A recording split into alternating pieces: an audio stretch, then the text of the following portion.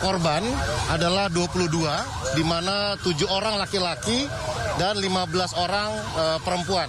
Saat ini dari Damkar sedang merapikan alat-alat, dan nanti setelah semua rapi, maka petugas kepolisian akan mulai melakukan olah TKP awal bersama Lab 4 sudah hadir untuk mencari sebab dari kejadian kebakaran ini.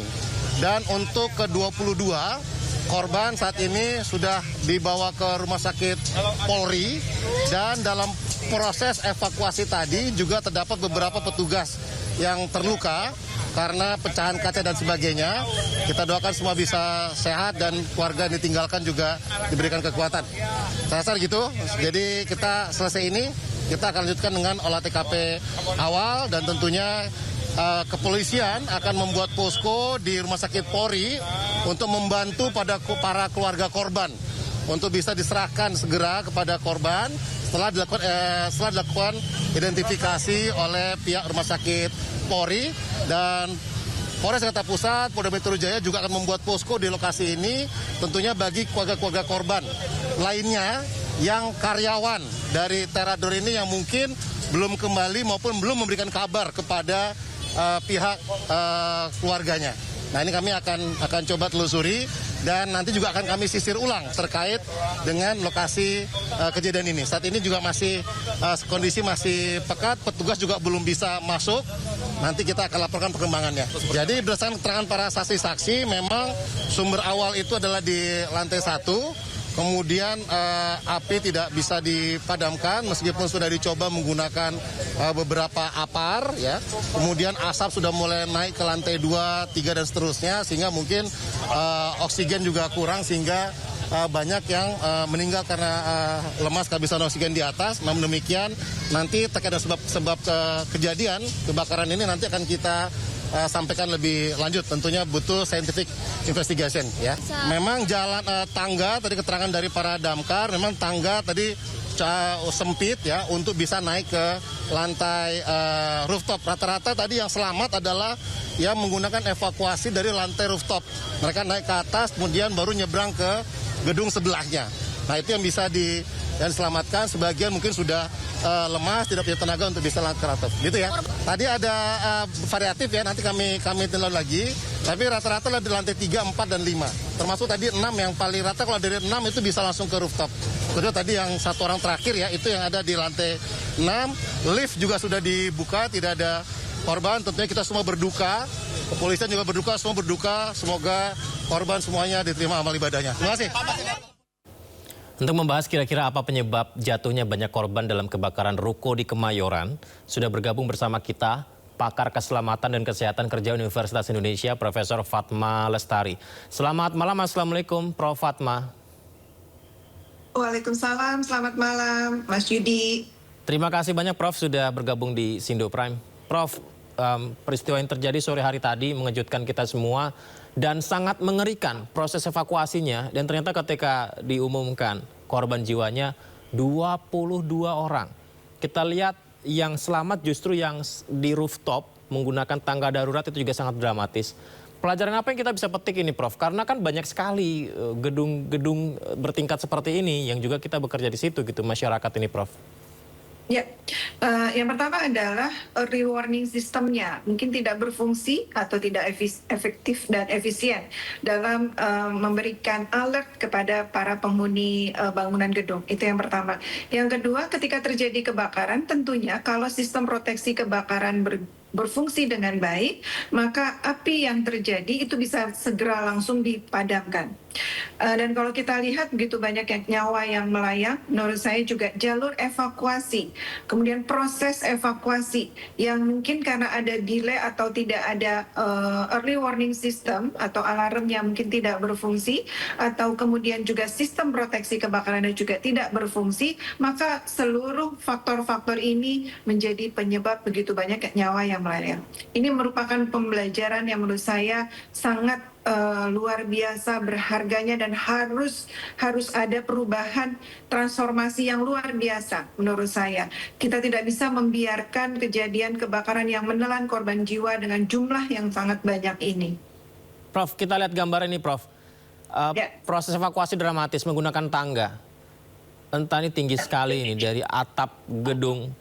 Dan korban harus, saya pikir ini juga beradu dengan maut ya. Sangat-sangat berbahaya sekali tanpa ada kepastian keselamatan. Apakah menggunakan rompi keselamatan atau ada tali menyangga. Tidak ada sama sekali begitu.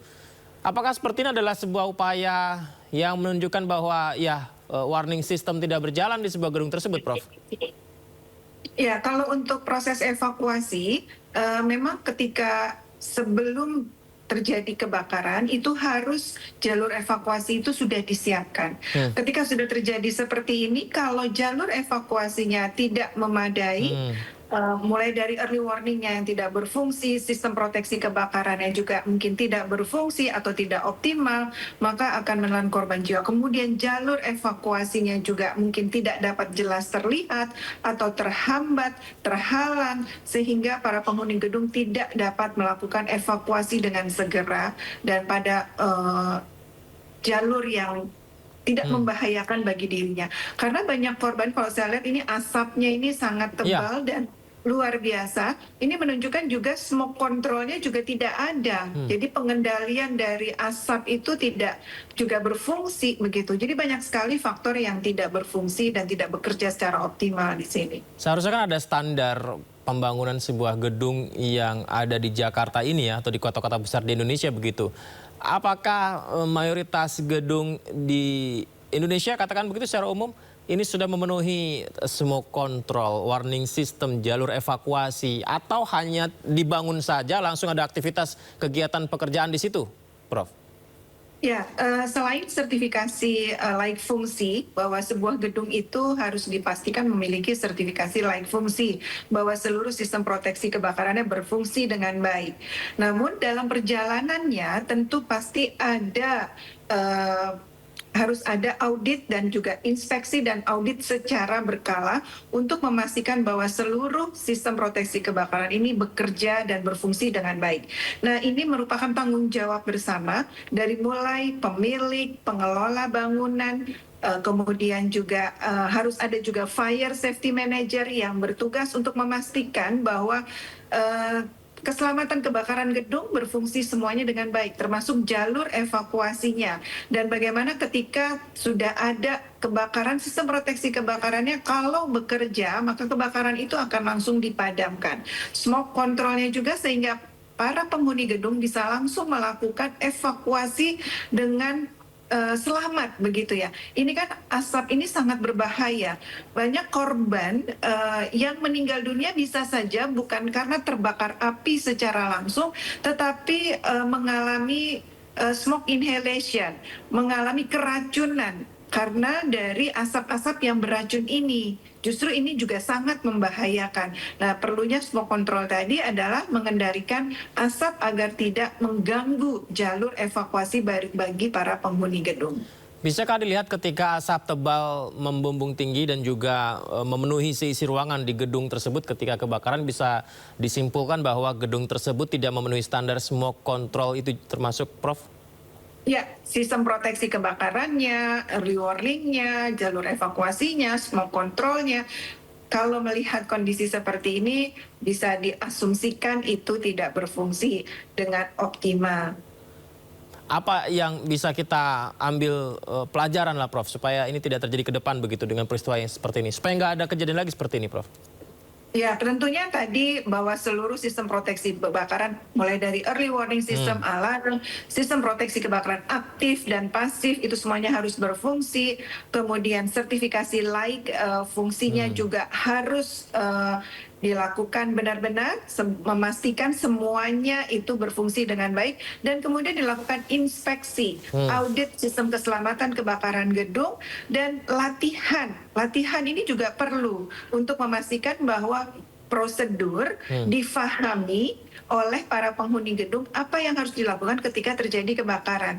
Dan sekaligus latihan atau drill ini memastikan bahwa seluruh sistem proteksi kebakarannya berfungsi dengan baik. Oke, itu juga alasan kenapa beberapa kali kita juga sering menyaksikan sebuah perusahaan di gedung perkantorannya tersebut ada seolah-olah terjadi entah kebakaran atau apa gitu ya, simulasi itu juga dilakukan ya Prof, itu tujuannya ya Prof ya?